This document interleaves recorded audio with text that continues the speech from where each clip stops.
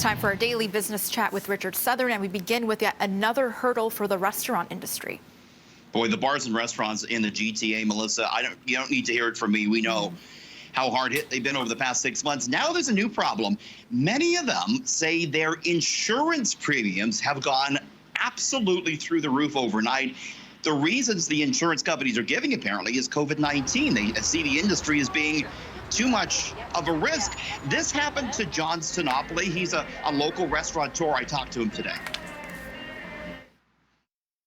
Insurance companies are not only raising rates by 350 to 700%, they're also just dropping clients and not insuring them at all. This is a prime example of large corporations taking advantage of small business in a time of need. We've been nothing but good actors in this regard, and now we're paying the price. So do you think you're being gouged by the insurance companies?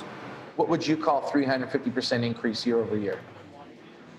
So, Melissa, Toronto City Council passed a motion yesterday to support the Ford government. If they did anything on this front, it would be up to the Premier to, perhaps put a moratorium in place on these insurance hikes. I inquired with the Premier's office, haven't heard back. We'll keep an eye on the story because, a lot of bars and restaurants just can't afford a 300% jump to their insurance premiums right now.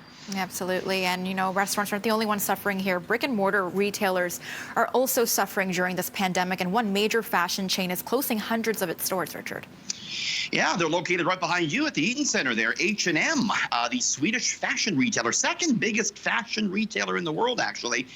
H&M announced plans today to close 250 stores globally. We don't know if any Canadian stores will be affected. They haven't released the list yet, but basically, H&M said a lot of our customers are going online, so we don't need the stores. They've seen sales recover, not to where they were this time last year, but largely recover. But a lot of that business is now online.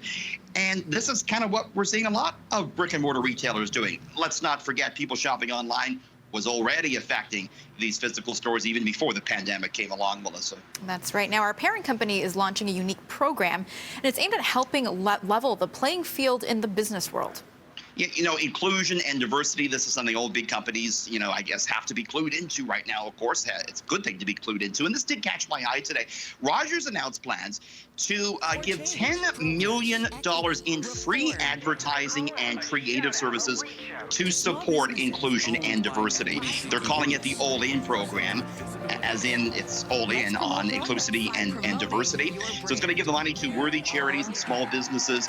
The businesses will be, owned by Black, Indigenous, or people of color, as well as charities in support of diversity.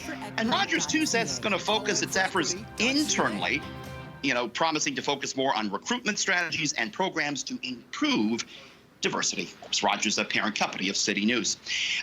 Melissa, I'm hoping everyone's going to come back at 6:40 because I'm going to show you the hottest Halloween costumes this year, including some off-the-wall ones. It's October, so we can talk about that. It's coming up at 6:40 here on City. Can't wait to see it. Thanks, Richard.